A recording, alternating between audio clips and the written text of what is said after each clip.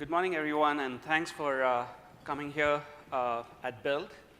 I have Sardar out here, Sardar Osla, and my name is Jay Haridas. We are engineers in the Azure storage team, and we are still getting used to not calling it Windows Azure Storage. But yeah, so we are in the Azure storage team, and today we will be presenting what's new, best practices, and patterns that allow your applications to scale in the cloud while using Azure storage. This is a level 3 talk, so it's going to kind of assume that most of you know what Windows Azure Storage or Azure Storage is. And so we will kind of skim through the introduction and then get to what's new and what's coming in the near future. We will cover the best practices, and it's broken down into various sections in terms of scalability targets to authentication and things like that. After that, we will talk about the patterns and practices that your applications could make use of and that applications are currently using and which enable them to scale as such. At the end, we will cover diagnostics. Almost every distributed application needs a good diagnostic story. And so we will go over how do you diagnose any problem that you may see while accessing Windows Azure Storage or Azure Storage again. And so this is something which I think will be very useful for many users who are developing these distributed applications using storage.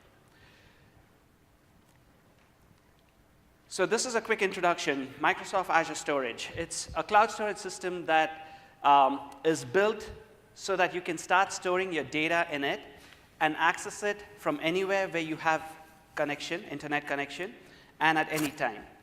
It massively scales because it's an auto-scaling factor out there in the system that scales as your traffic patterns change. It's highly durable because we store multiple copies of your data, and it's highly available because the way we store these multiple copies. These factors make it very simple for you to go and build scalable applications, basically internet scale applications. So you have Xbox, you have Skype, you have Bing, you have the ISVMs, all these things using Windows Azure Storage at the back end, which enables you to scale. It also has this pay-what-you-use model, and it's exposed via easy REST APIs. These are open REST APIs. They are well documented. So anybody can write these RESTful interfaces with storage. But in addition, we know that a lot of people just like to use that as an API as such. So we have client libraries in various languages like C++, C#, .NET, Java, Node.js, you name it. Cloud is language agnostic, and so we have a lot of language libraries out there that enable you to talk to storage. This is a slide that most of you would have seen before. This is our presence across the world. The few things that I wanted to point out is we have a new region in Brazil, in South America, in Japan. We have 2 regions out there, and then China, which we had announced quite some time back. We will also be having Australia in the near future, but these are the regions that we have, but we keep expanding these regions as we go into the next few years. Talking about the abstractions, storage is a generic storage system, right? So we provide various abstractions for you to kind of store the appropriate kind of structured data or non-structured data in the appropriate format in the cloud. So blobs is our first interface that we want to talk about. It's a simple interface that you can use to upload or download or access your files in the cloud. And a common scenario which we've seen where people have built applications on top of it are data sharing applications. For example, you want to start storing files in the cloud and then provide access to it to anyone, anywhere. So it's basically sharing documents, pictures, videos. Such applications are built on storage. In addition, you have the big data kind of spectrum of applications that store a lot of raw logs in storage. Storage is pretty cheap, and we'll go over those details too very soon. So you store the raw logs in there, and then you can use the compute that Azure provides to go and start analyzing these logs as such using Hadoop or your favorite big data analysis as such. Backups is another common scenario. where you want to have your device backup or your phone backup and things like that, it's stored in storage so that you can go and recover in case you lose something on your on-premise device. Tables is a NoSQL store. It's a key lookup store, which is very efficient for key lookups. And it massively scales, again, because of the same auto-scale factors that we have that enables basically our client applications to start storing more data as they proceed. And we use OData protocol, which supports JSON, which is very efficient. We also have AtomPub, which OData still supports. And so you have these two options with you to kind of look at when you're trying to communicate with tables. And common scenarios out here, like Skype, everybody uses Azure Tables to start storing your data as such. For example, you can store user information because you want fast key lookups as such whenever the user logs in. Or you can store any kind of metadata information in there so that you can look up these metadata when you need access to it. And so this is more of a key lookup store, a NoSQL store. Queues provides this messaging, asynchronous messaging abstraction as such so that you can decouple two components. In a distributed applications, to scale, you need to make sure that components are decoupled so that failures in one does not cascade into failures into the other component. It doesn't leak into the other component. And so if you need to kind of communicate with another component, you can start using these persistent queues as such, where you store a message, and the producer saves the message into the queue, and the consumer utilizes this queue message to start doing asynchronous tasks or even building process or workflow kind of applications on top of queues. We have persistent VM disk. This is where you can have your fixed formatted VHDs stored as blobs in Azure Blob Store. And then you can go to the Azure VMs and attach these VHDs as disks. And so this gives you a good access to the old-fashioned OS APIs to your files. So this is an IIS scenario where you can lift your applications from on-premise and run it on Azure VMs without having to change your applications, but just attaching these disks as such. Once you attach the disk, what the VM does is acquires a lease on the blob, and this prevents anybody else from writing to that blob. However, reads are still possible, and you can still take snapshots on these blobs. Snapshot is kind of, you can think of a point-in-time copy of that particular data of your blob. And to get higher throughput, it's recommended that you have a large number of outstanding IOs as such to get better throughput. Some of the additional services that we've announced in the last few months are Azure Import Export, where you can start shipping disks. Maybe you don't have good connectivity with our data centers as such, and you want to send a lot of data into Azure storage. You can now use the Azure Import Export service, which was in preview mode, it's still in preview mode.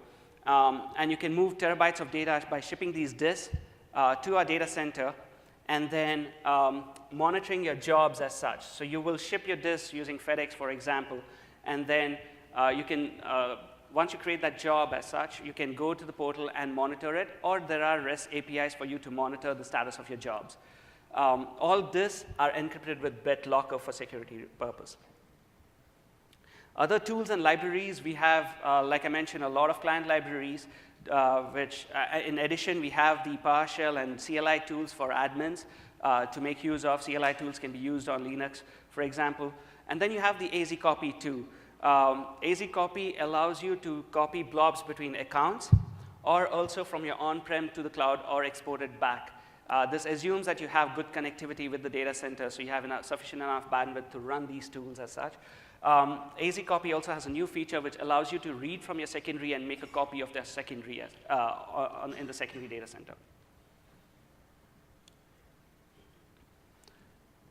Another concept that has spread across these abstractions is geo-redundant storage.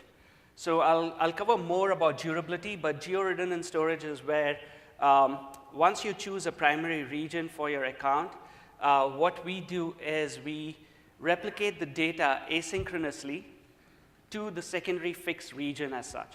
And this data replication, this data is made durable on your primary in synchronous way. So we return a success. When we return a success, you can assume that these writes have been committed to the store. And asynchronously, we make a copy. We kind of lock ship this to the secondary region where this data is again made durable in three replicas. Read-only access to your secondary location. Basically, RAGRS is the option. This we have GA'd this at build. With RAGRS, what you could do is, if you have opted for GRS, you can go turn on read-only access to your secondary. This data is eventually consistent because remember I said that the data between the primary region and secondary region is asynchronously replicated. So your applications have to be designed so that it can handle this eventual consistency as such. The common scenario for this is I'll go to my primary, and if for whatever reason, if that call fails, rather than failing back to the user or retrying on the primary, I could always go to the secondary and figure out if this data exists and serve that data, that copy of my data to my users. So this kind of provides you higher availability than not having a read-only access as such. How does RAGRS work? Customers using GRS can opt for read-only access. Once you enable that read-only access, you get two endpoints, a primary endpoint and a secondary endpoint that points to the second region. Now, your application can control which endpoint it wants to issue that request to. So you can control in your application whether you want this request to go to the primary, in which case it's account name.service.co.windows.net. All writes have to go to the primary, by the way. And the secondary endpoint is account name-secondary.service.co.windows.net. And our client libraries actually provide a retry policy with retry options of primary only, secondary only, or primary then secondary, so that if it fails on the primary, the request is automatically dispatched to the secondary to get that particular read request. An important thing to note out here is the same storage keys work on both these endpoints. This is very critical, and Sardar has a demo that shows how various scenarios are made possible, because once you have an authentication token as such, you can issue this request to the primary or to the secondary without, again, reevaluating this authentication token, because it works on both places. With respect to consistency, we already covered it. Primaries are always consistent. All writes go to the primary. Your reads on your secondary are eventually consistent. There's a new API that we had released at the preview mode, and it still exists, which is figure out what your max lag is on the secondary. So it gives you this time before which you can assume that all the writes that you've done is available on the secondary. So it gives you this lag time for your secondary replication, for this asynchronous replication, and you can decide if you really want to go to the secondary or not. And the other thing to note out here is we have separate metrics for primary and secondary. For those who don't know what metrics is, it basically gives you aggregated data of your storage usage. So you can get insight into how you're using storage, the primary region or the secondary region. So it kind of gives you a good insight, and we'll cover more in detail in the last section. What's new and what's coming? What's new? We had announced our C++ library in its CDP form. It's still in CDP, but very soon we will be releasing a second version of it with a lot of performance enhancements. And the other thing is all storage accounts have been upgraded to the latest scalability targets. And so for those who remember who had created their accounts before June 7, 2012, we used to say, hey, this is your scalability target, and if you created your account after 2012, you get newer, higher targets as such. Now, all the storage accounts are on this newer target. So you don't have to do anything. All your accounts have been migrated to this newer hardware. Many people would have received an email saying we will be doing this. And so this is something which gives you the benefit of our newer hardware without any work on your end. General availability of RAGRS is the other thing that we just talked about. What's coming? GA for the import-export service. This should be out in the next few months. Client libraries, there's a lot of updates. .NET has, and we will preview, we'll see some of the demos out here. It has new API for analytics as such. So it makes it very simple for you to start using analytics, metrics and logs and things like that. Java library will RTM in the next month or two. Windows runtime and phone RTM in the next month or two again, and Node.js library supports 2013. Android library CDP, all this will be in the next few months. And then iOS library CDP by end of this year, and JavaScript library CDP again by end of this year. So this kind of makes our mobile platform as such for storage complete in terms of giving you Android, which we'll see a demo for, phone, and iOS. We also announced an additional durability offering called Zone Redundant Storage, which is available only for block blobs. And most of you who are using blobs will be using block blobs. Base blobs are meant for IIS. And so whenever you're using block blobs, this is an additional durability that we have provided. And this is a good segue into the next kind of topic, which is we have 3 types of durability. We have LRS, where you store 3 copies of your data within the same zone, or what we call as facility or zone, within a single region. So we store 3 copies, and this provides data durability against failures like if your top of the rack switch fails, or if a rack goes down, or if a node goes down, or a drive goes down. So this gives you good durability for such scenarios. Zone redundant storage, it's available only for block blobs, as I repeated a few minutes back. It stores 3 replicas across 3 different zones. And it is designed such that these 3 zones are in different regions. But in some scenarios, it could be, these 3 zones are in the same region, but in some certain scenarios, they can be in different regions. The other one is GRS, where we store 6 copies of your data, 3 copies on the primary region, 3 copies on your secondary region.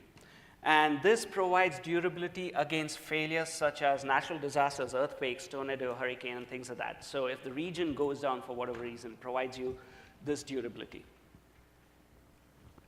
In terms of pricing, a few things to note out here. This is available even on our pricing website, but I want to point out a few things out here. ZRS that we just announced is very similar to your standard redundancy, right? And it matches the Amazon price. LRS, though it keeps 3 replicas, its price is within the same zone. Its price is similar to the reduced redundancy from Amazon. In addition, we have GRS, where we store 6 copies of your data.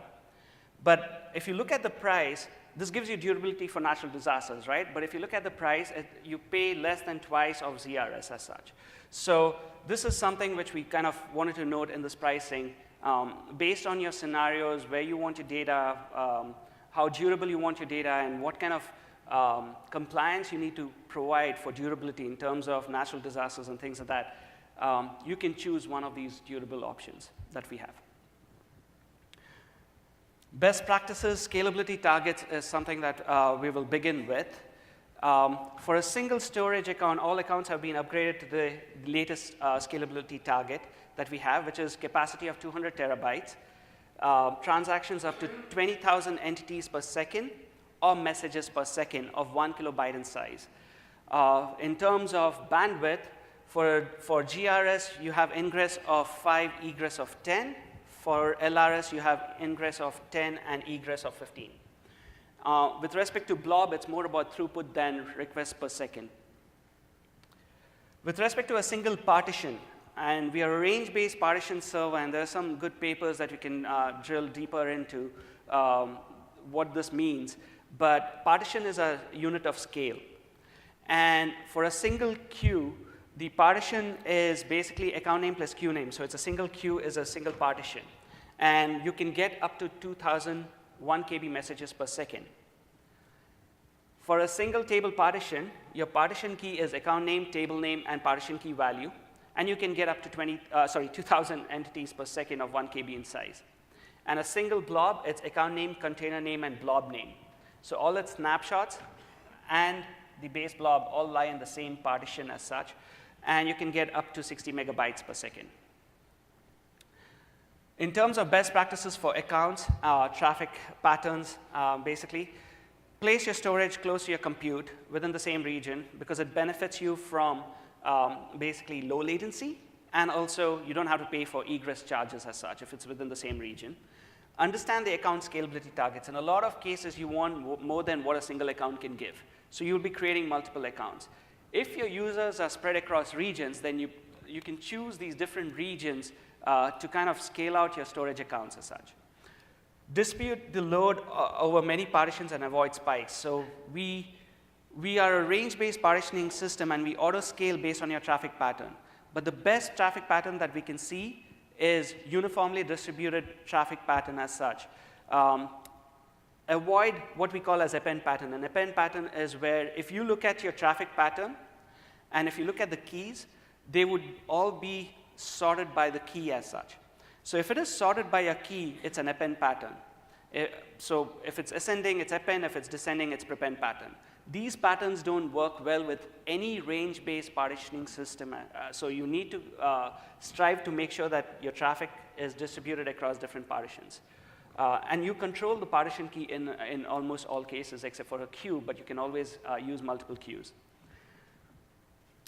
Always use the latest client SDK because we strive for optimizations in it. Every release either fixes some minor bugs or has some performance optimization. We strive to make sure that these are always improving.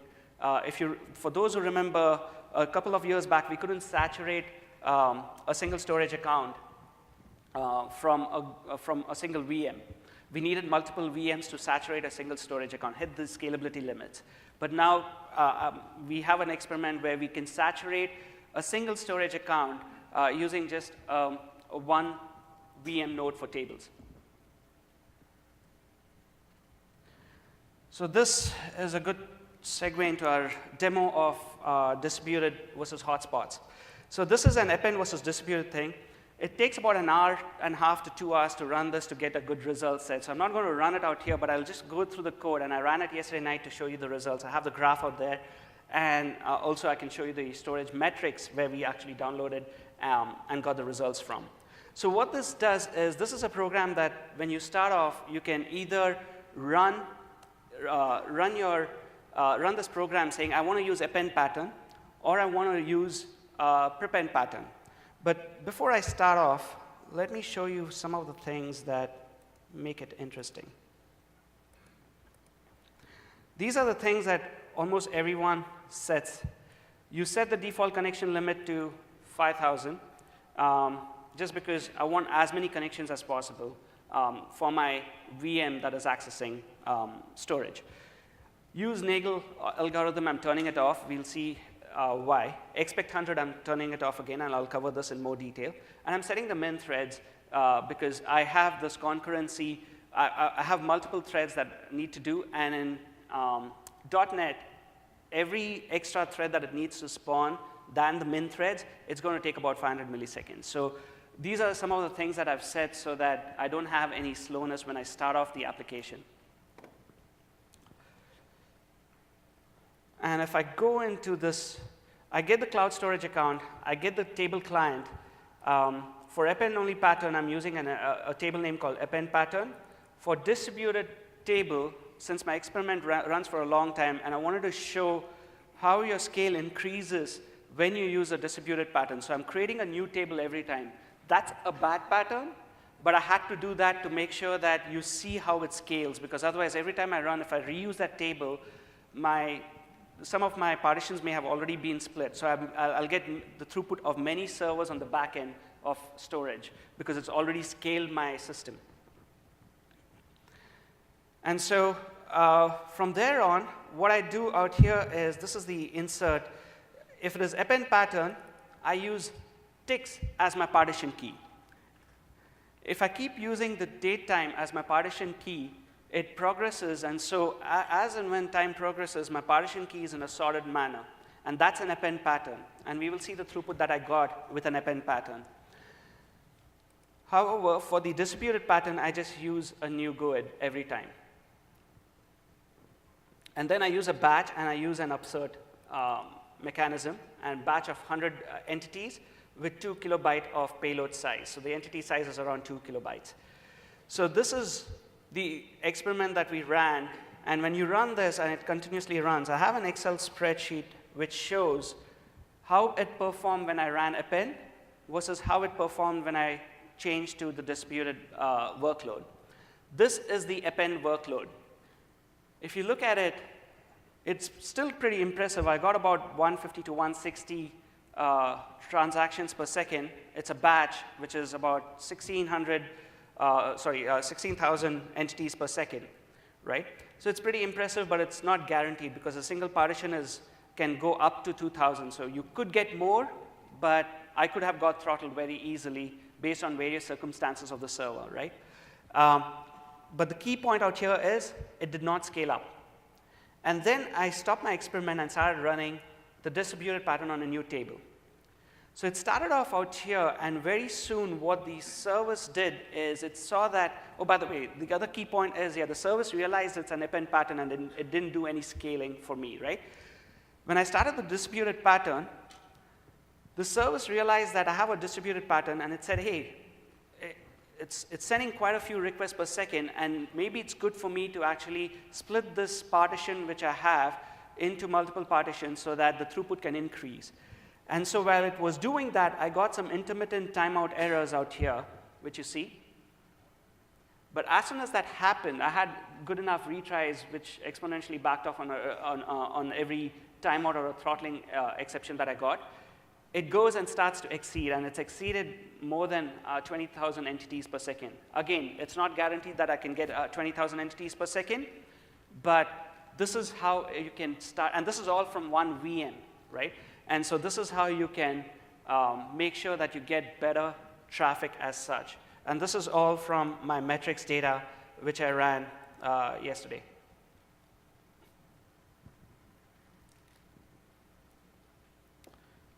So going back to the deck.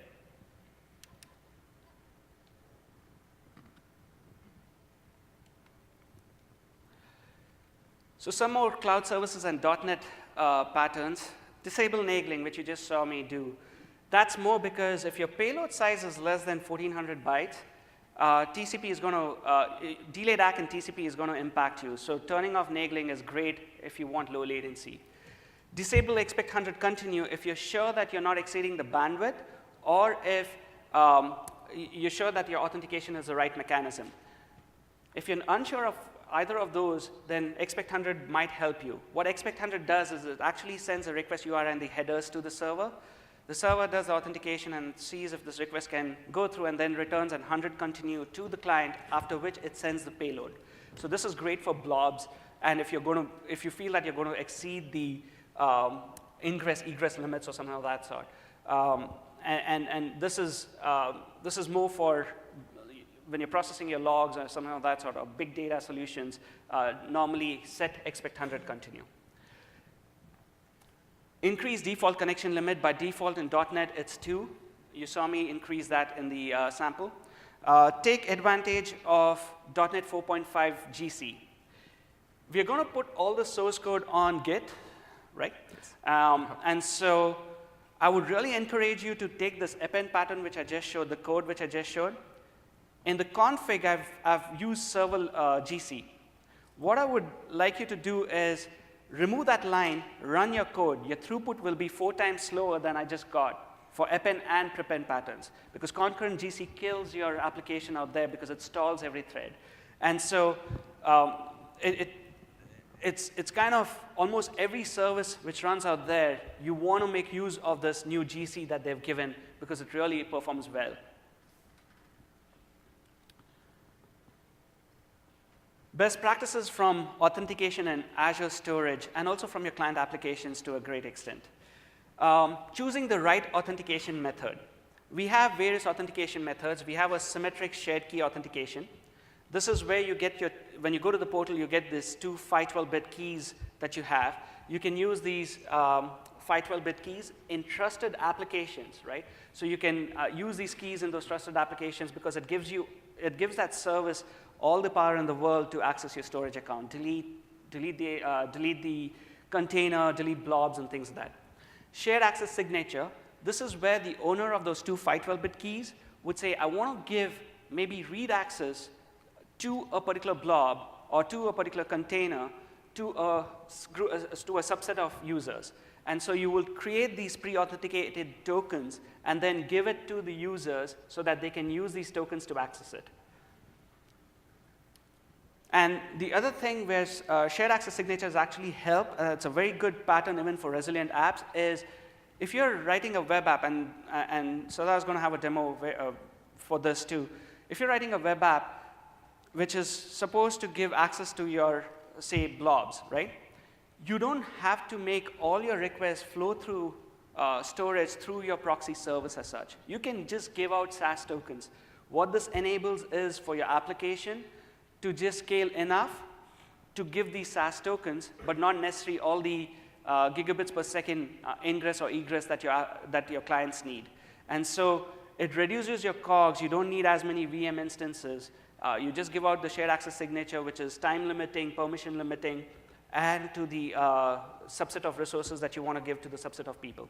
And so you can use this to kind of reduce your COGS in your applications that are sharing out data. Public blobs are usually used for CDN access, or also if you want to give access via browsers. Designing your service for security, how do I store these secret keys, or how do I store my shared access signatures? A common pattern that we use internally is to encrypt these using a cert, and then store that cert on the nodes that need access to it, so that only those nodes have access, can decrypt the keys and start utilizing, rather than storing unencrypted keys. So that's a very common pattern that we have. How to transfer SAS tokens? Use HTTPS, because anybody who gets access to this token has access to your data. How often should I change my secret keys or SAS tokens? As often as possible. That's a very good practice. So we recommend you build automation around it so that this becomes a very common mundane process as such, where you can keep executing it as needed. How do I rotate my secret keys or the SAS token? It's the two 512-bit keys that come into picture. You have two 512-bit keys. So the way you would do it is select one of them and make sure all your application configurations are changed to use this particular key. You have key 1 and key 2. So make sure you use, let's say, key 1. Rotate your key 2 using Service Management API. And then the next time when you need to rotate, you will push key 2 to all the applications so they start using key 2, and then you'll rotate key 1. And so you can use this rotation mechanism to kind of make your secret keys a little more secure as such. Shared access signatures, best practice, authenticate the service that is requesting the SAS token. You can use your own kind of authentication, OAuth, or whatever it is, to hand out the SAS token. Use HTTPS while giving out these SAS tokens.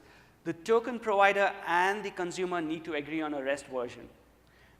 These REST versions can have breaking protocol changes, for example, or sometimes some new features are available only in the newer version. For example, if you give out a SAS token which is for 2012 for tables, and if I get that SAS token, I cannot use JSON for serialization. I'll be stuck with Atom Pub, right? And so you need to make sure that when you give out the SAS token, you can give multiple versions of these SAS tokens to your users depending on what client library they're using or what version they want to use. Clock skew. The other thing is clock skew is a problem out there.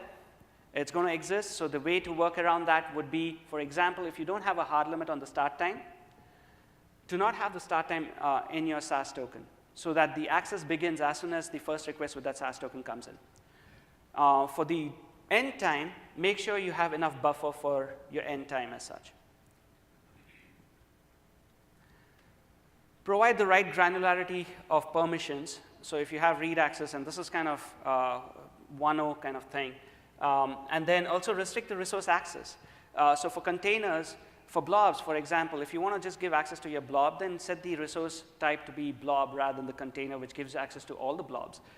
Things like that you can do. And in the table service, you can restrict the exact key range which you want to give access to.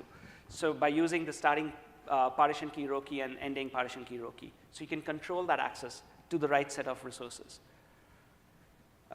This is a good segue into the shared access signature, which Sudha will be going through. Yes, so thanks, Jay. Hello again, everyone. So today I'm going to show you a very simple web service, basically a photo gallery application is made even simpler with the help of Microsoft Azure Storage. And it's going to use the shared access signatures that Jay already talked about, and also the course support that we introduced late last year. So the web service, as you can see, it's just really, as I said, it's a photo gallery, and you're already seeing some photos that are friends over in Redmond uploaded to the web service.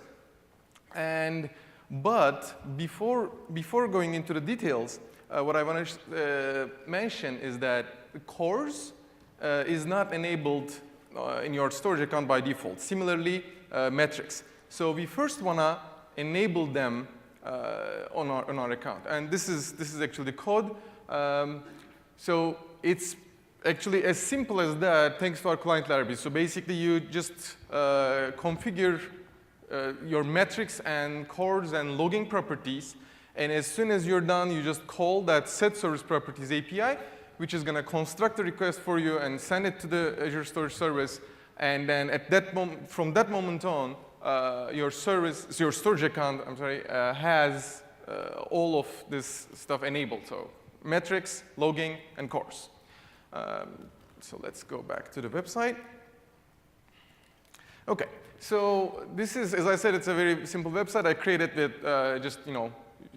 using Visual Studio, create a new ASP.NET project, and chose MEC, and then wrote some JavaScript code. And using Azure SDK, I just published it to azurewebsites.net.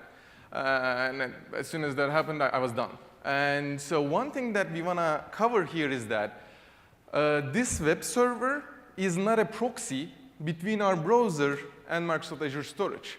So what happens here instead is that it provides some APIs to the clients, including our browser, to get a shared access signature from the server. So web server is only responsible for generating that shared access signature and giving it back to the client. And in our case, and Jay just talked about the SaaS versions, right? The REST versions in the shared access signature. So if the client chooses to specify a SaaS version because maybe it's using an older version of the storage client, and it can actually provide that, and we are going to simply pass that into our storage client library, and that we will get an older version of that shared access signature token. If the client doesn't provide anything, if it's null, for example, we will just get the latest one. And then, so what happens on the website is, so what happens on the website is it basically gets a shared access signature from the web server, and then from that moment on, the browser doesn't talk to the web server again. It uses that shared access signature to talk to Microsoft Azure Storage directly. And it first lists all the blobs, and then it also, for each blob it got, it will also go ahead and add a image tag into the HTML, and then it will download all of these photos. OK, so let's switch back to the website. And as you might remember, Jay just mentioned our other platform client libraries are coming soon. So this is an Android tablet. So I want to just want to take a simple photo with that. So this also, it's a very simple application that just uploads a photo. And again, it's using our storage client libraries. It doesn't have the credentials to that storage account. It will only talk to the web server and then get a shared access signature. And as you can see, the code is that part that Jay just selected is the part that we had to write to get the shared access signature. But then the remaining 2 lines is where we upload the blob. So when you're using a storage client library, it is as simple as that. First, we create the cloud block blob object, and then we call the upload from file API that takes care of everything for you. OK, so we can see it easier here. Yeah. So upload from file, and then we just passed in a file name, it opened that file, uploaded to the blob storage as a blob. So let's give it a try. Upload now. And I'm going to take a photo here. Oh, Android just told me that unfortunately gallery has stopped. Okay, let's try again.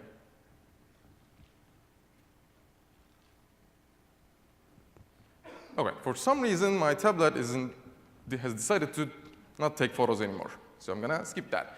What was gonna happen is that as soon as I took that photo. Is that Wi-Fi? Yes, it's on Wi-Fi. So what was gonna happen is that that photo was gonna show up here at the bottom of that page as soon as it was uploaded, but that's okay. So what I wanted to show you in addition to that is that, again, Jay was mentioning that we also have this Windows Phone and Windows Runtime libraries. And they are already available as preview, but we are going to RTM them soon. The thing is, though, when you use our storage client libraries, the code looks very similar to each other. So you just saw the code that we use to upload a blob from an Android tablet to cloud. And what I want to show you is actually this code. So if you do that, again, as you can see, it's pretty similar. So Windows Phone SDK just gave us a stream of that photo that was taken. And then I create the cloud blob object. Then I called the upload from stream API that just uploaded the photo to the storage service. So that's pretty much it with the first demo. OK. You want to unlock this and see? Yeah. While we proceed. We'll see if we can take some snaps out here. Yes, yeah.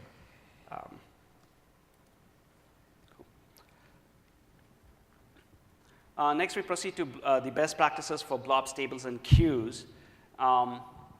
With respect to blob best practices, a common question that we hear is, how do I upload a folder fastest? Or sometimes we hear, how do I upload a blob the fastest? And it depends out here on these two scenarios, right? If you want to upload the folder the fastest, remember a partition key is your blob name, right? You want to make sure that your traffic is across different partitions because your account limit is 5 gigabits per second ingress if you have GRS turned on. However, for a single blob, it's 60 megabytes per second. So rather than using multiple threads to upload a single blob, you can use these multiple threads to upload these various blobs. How do I upload the blob fastest? That's where, to get the 60 megabytes, up to 60 megabytes per second, you can use multiple threads, and you can use the block blobs concept of doing these parallel uploads of blocks of data. Distribute the load across the namespace as such. Don't use append, prepend patterns with respect to uploading blobs. And prefer block upload size of 1 to 4 MB ranges, because more data you send, the better it is for your round trip time and also the way we handle the data, unless you're doing some streaming scenarios, like, for example, if you need to play on a Windows Media Player or something of that sort. These applications read small chunks of data. So out there, you can start using smaller chunks to upload less than 1 MB to start kind of upload data. So if you're not reading smaller ranges, use these 1 to 4 MB of data size. With respect to table service, JSON over AtomPub. That is kind of pretty obvious because you get a 70% reduction in bandwidth. JSON also provides you a no metadata kind of response. So your queries will be just your raw data, name and value, and the type is inferred by your application. And so that gives you up to 70% reduction in bandwidth usage. Critical, and obviously it adds to latency too, right? Critical queries, make sure when you're designing your application, you have a set of critical queries that need to be performed and that needs to be accessed over and over again. Make sure you use a clustered index. We provide one clustered index, which is partition key and row key. Make sure that you're not scanning the table or scanning the partition ranges as such, but just using the partition key, row key to avoid hotspots. Batch, we have the entity group transaction, which is a bunch of entities that can be grouped together and sent in a single request. It is an all or nothing semantics, so it provides you a transaction on that particular request, and this allows you to kind of get more throughput as such.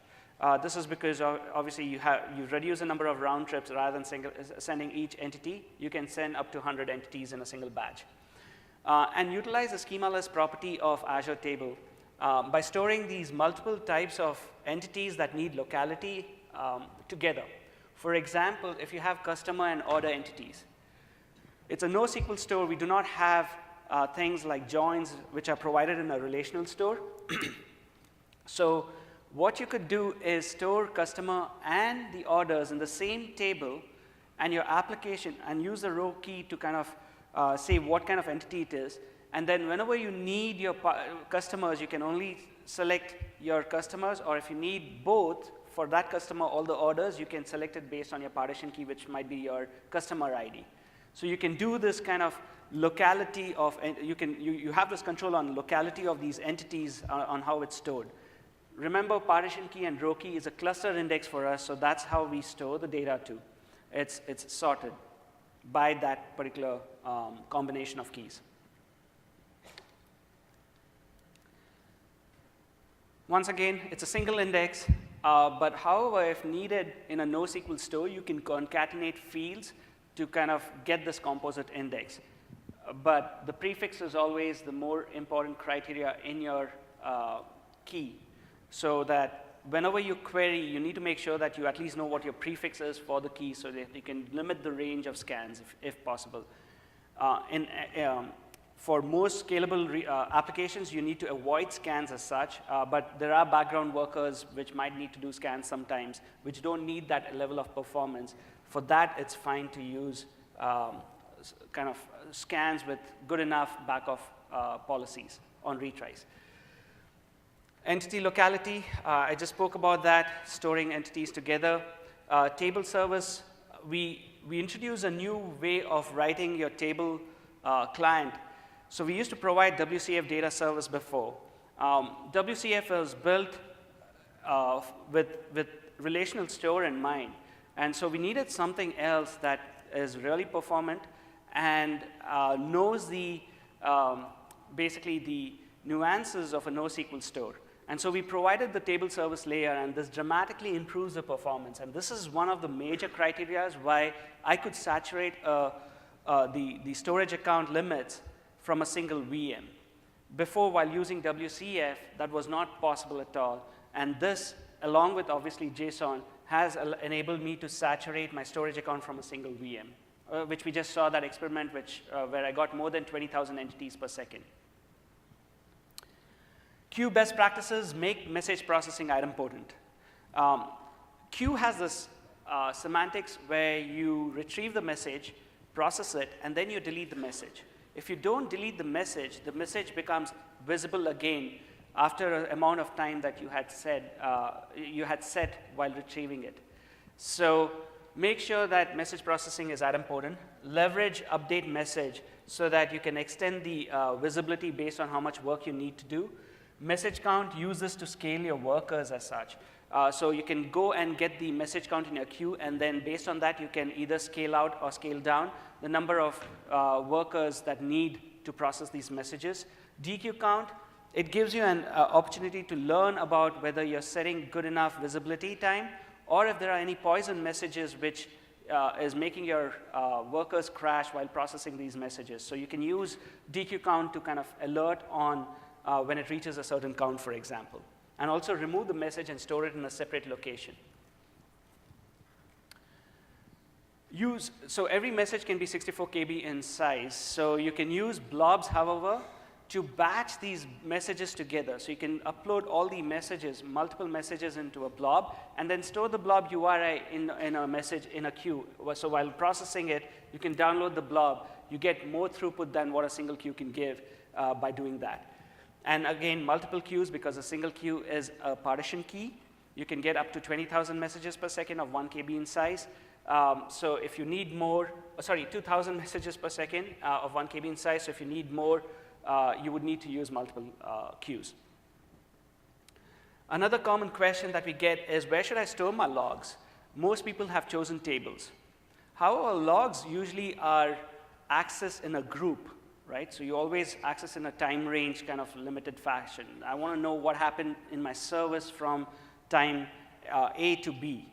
And so storing this in blobs actually gives you a better throughput.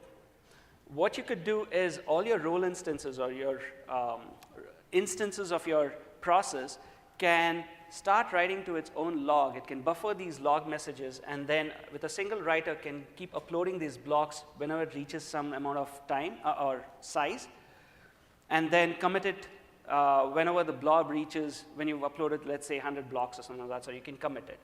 And so you can use these blobs to start storing raw logs. However, there are critical messages sometimes in your system that you want to act upon quickly, and that is where tables were being used, and tables were being scanned to see if these critical messages have appeared, what we call as alerts. Alerts, you can use a queue, for example, where you store it in a queue and then have a worker that processes it. And for reporting purpose, if you need to, you can always store it in a table.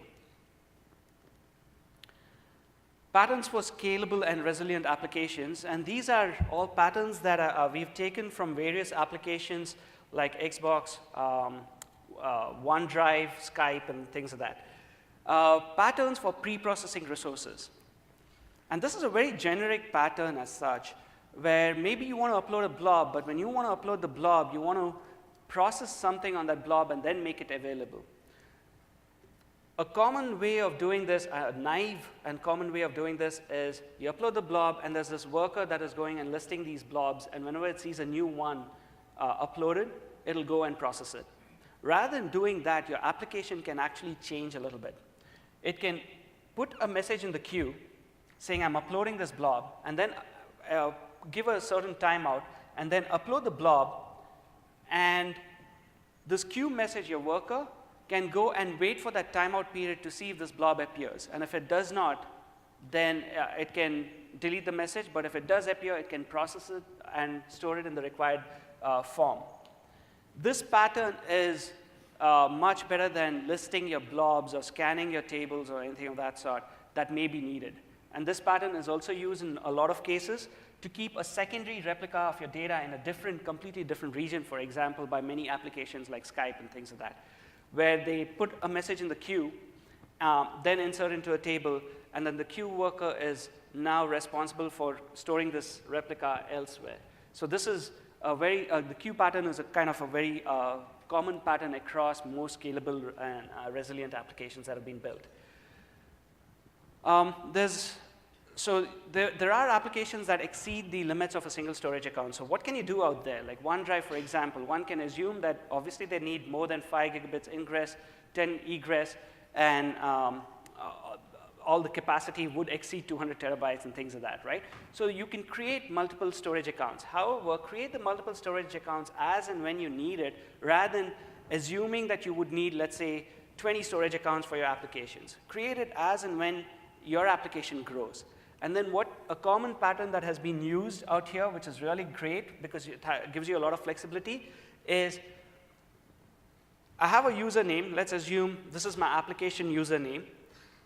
I'll associate a logical ID with it, and then associate for that combination of username and logical ID a storage account. So my storage, for example, in this scenario, I have Bruno Pittman with bucket ID 1. I've assigned it to JDemo storage account, and the storage resource would be JDemo, and let's assume I only use one container, so container, and then Bruno Pittman in my path, and then photo, which Bruno has uploaded. And the user resource that my client application uses would be Bruno Pittman, and the bucket ID, and then the photo name. So whenever your application gets this Bruno Pittman 1, it can go and quickly look up. In fact, you don't even have to go to storage. You can cache all these entries on your end, because now it's not that every single resource is on a different storage account. It's that username and bucket ID that is the key combination, right? And so you can cache this on your front ends and go to the exact storage account that you need to access the resource. And as and when your application grows, assume there are two possibilities. You get more users, in which case you just add that new username, bucket ID, and associate it with a new account. Or maybe Bruno itself is now exceeding the storage capacity that you assumed every user would upload data to. In which case, what you can do is now associate bucket ID 2 with a new storage account, or one of your existing storage accounts in a different region, for example. And then whenever Bruno Pittman /2 comes in, I know this particular resource is actually a different storage account than Bruno Pittman 1. And so you can start creating these bucket IDs based on how your application, whether you're reaching the limits of a single storage account, or if you're reaching maybe whatever you assume a bucket ID should have for your own application reasons. Pattern for higher read availability and consistent low latency web requests. And this is a pattern which Xbox uses a lot. So assume that you need table queries for retrieving game states. So you store your game state in a table, right? So this web service, so this device goes to the web service and says, hey, get me my game state. This web service will try to go and get it from storage in the primary region. When it goes to storage, assume there was a failure. It is going to fail fast and say, hey, device, I failed to get it, but asynchronously in the background, I'm actually going to the secondary now, trying to get this game state, and then update my cache. And so this cache now can be used to start serving that particular data. And so this gives me low latency. I don't have to go to storage and have extra latencies on every request. I have my cache out there. I'm using my secondary to populate the cache if my primary is unavailable. And so all this goodness gives you higher availability, low latency, and enables your application to scale. And this is a demo, and hopefully we have better luck this time. Yes. So what I did in the meantime, while you were listening to Jay, is to restart this tablet. So looks like it's working again. I was able to take a photo. Let's try again one more time. The screen.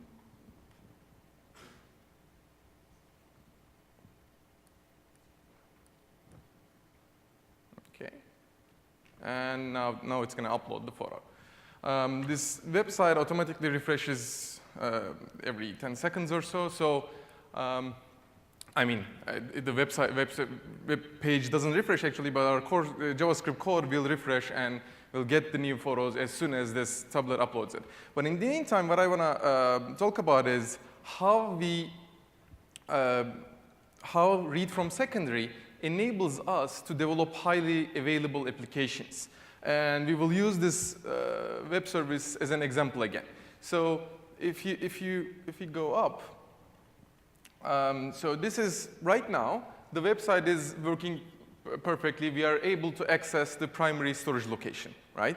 And, but assume something bad happened. Like we lost the network connectivity to the primary storage location. Maybe it was just a network disconnection. Maybe something even worse happened. But what we want to make sure is that even if limited functionality, we want our application to have some functionality enabled so that it continues to work.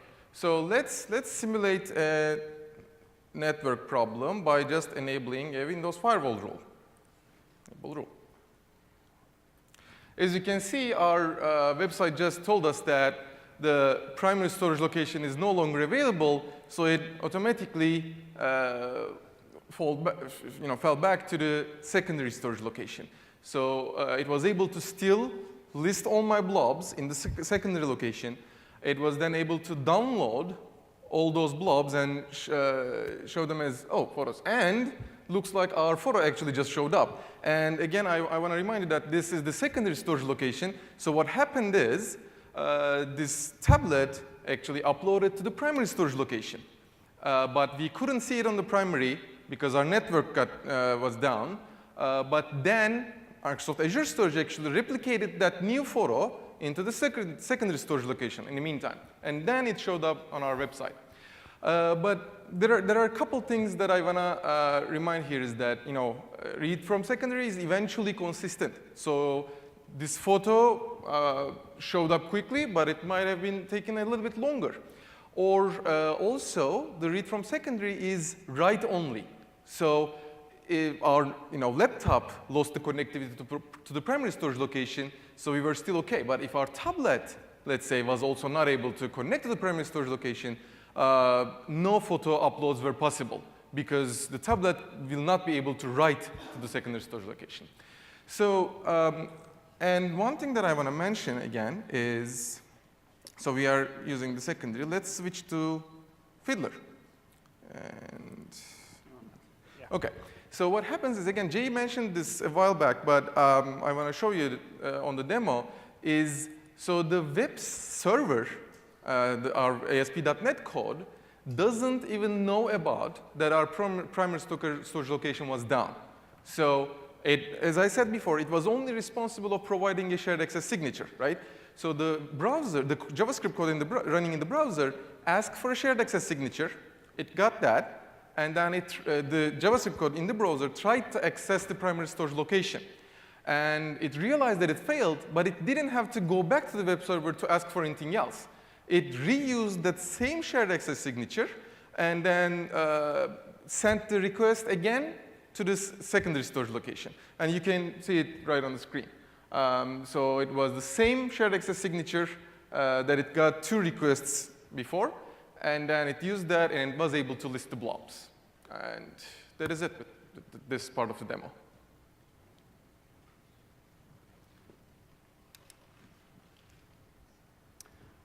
So yeah, so that kind of enables you to kind of get higher availability by always going to your secondary if your primary fails. The next topic would be diagnostics. Almost everyone who's written a distributed application needs that.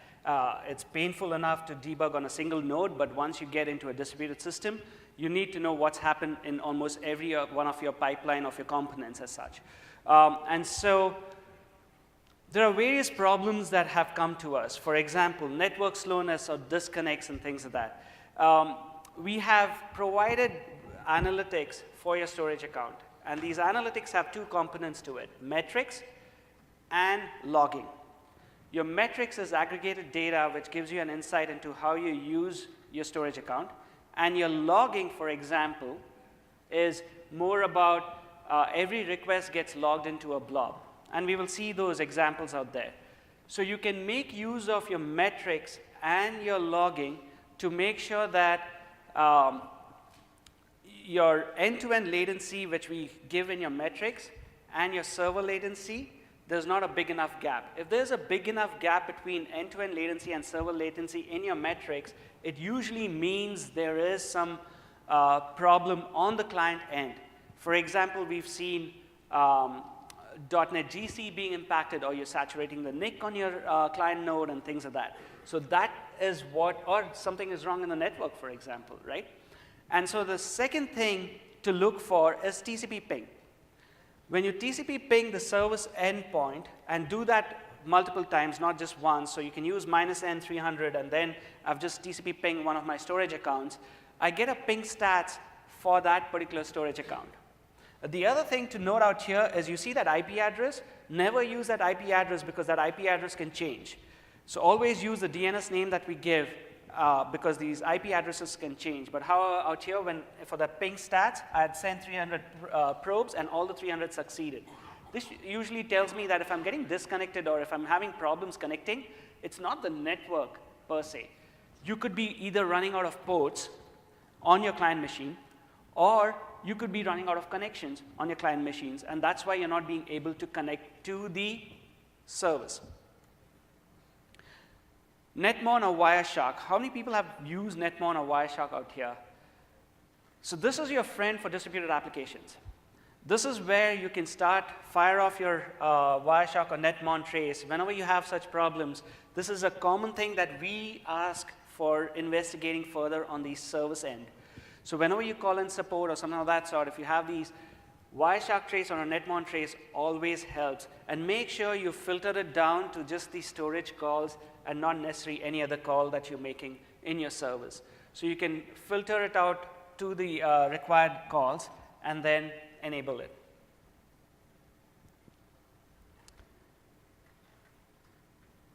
So storage analytics, turn on storage analytics. You have retention policy for your storage analytics. So it does not impact. 2 questions that we get. How does it impact my performance of my application? It does not impact the performance of your application because it's a separate namespace. The second question we get is, how much do I get charged for it, right? You can turn on analytics. The biggest charge is the capacity it consumes for logs, Metrics is a small amount of data. So you can use retention policies on your logs, on your metrics table. Even in metrics, you have two kinds of metrics. Hourly metrics, which is given to you at every hour boundary, and minute metrics, which is given to you within a few minutes, and it's at a minute level granularity. The minute level metrics is a lot more useful than the hour metrics when you're investigating, because it doesn't smoothen out the problems that you're seeing, and it gives you a clear picture into what happened in that minute. And the metrics that I showed you for the append versus distributed pattern was minute level metrics that I have on for my storage account. And so turn on these things, set up appropriate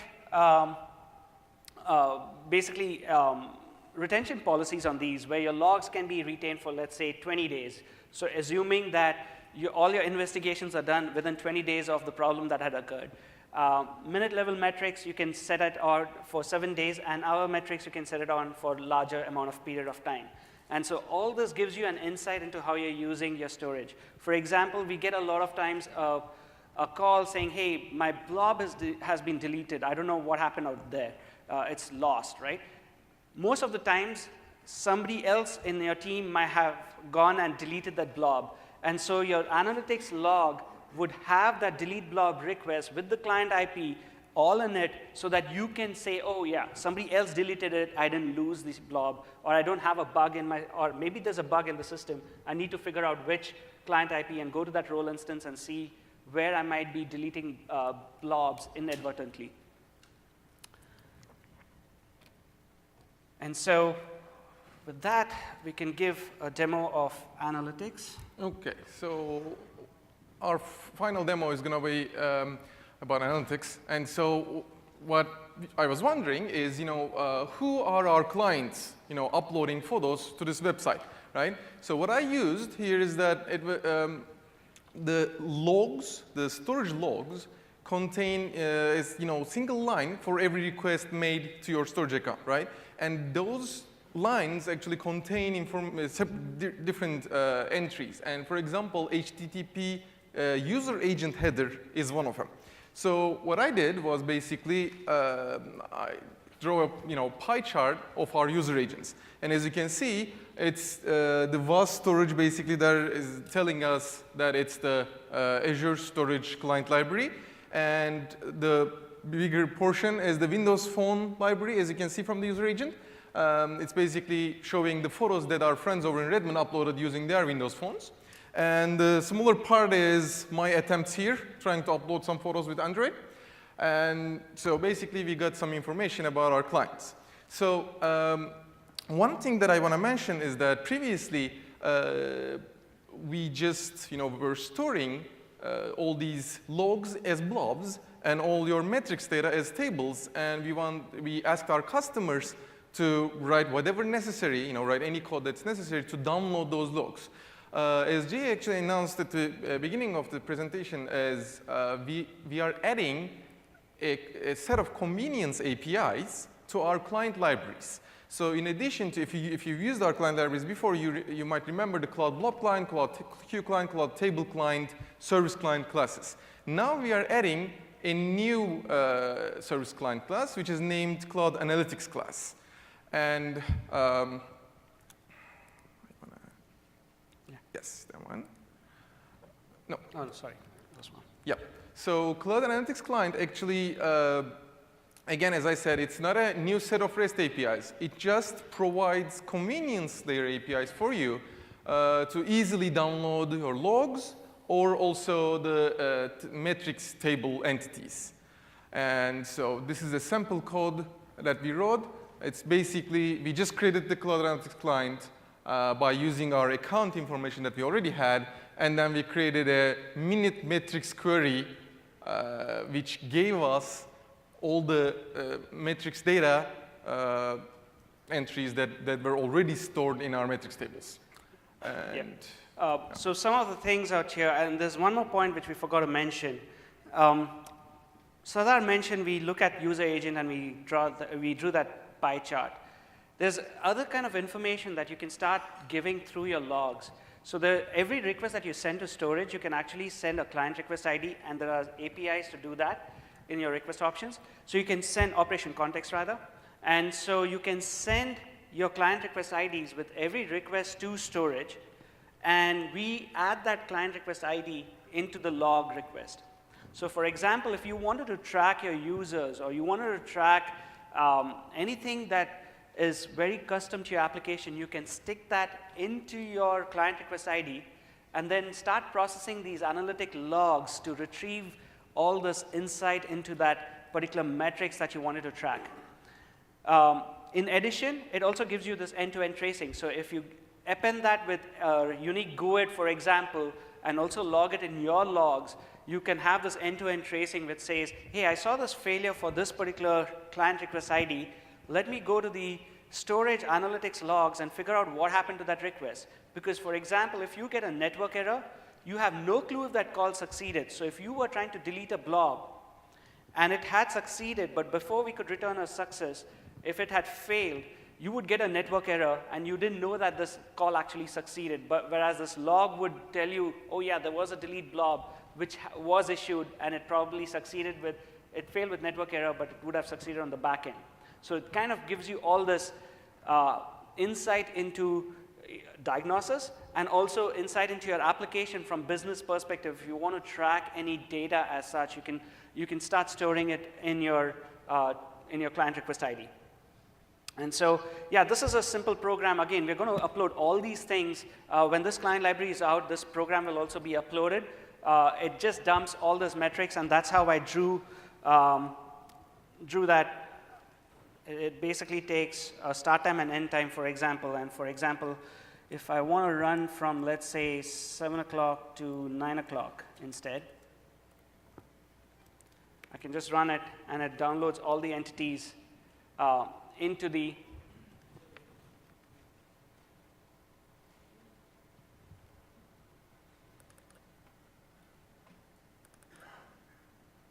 this guy. Okay, for some reason it didn't work. And I think it didn't work because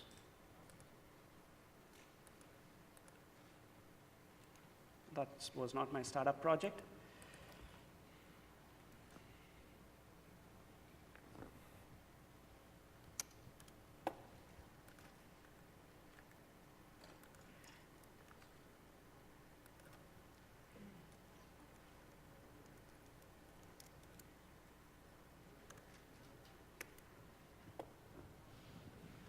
So it downloads all the information that I needed into my Excel, into a CSV format, and now if I just upload it, if you look at it, it's downloaded from 7 o'clock till 9 UTC.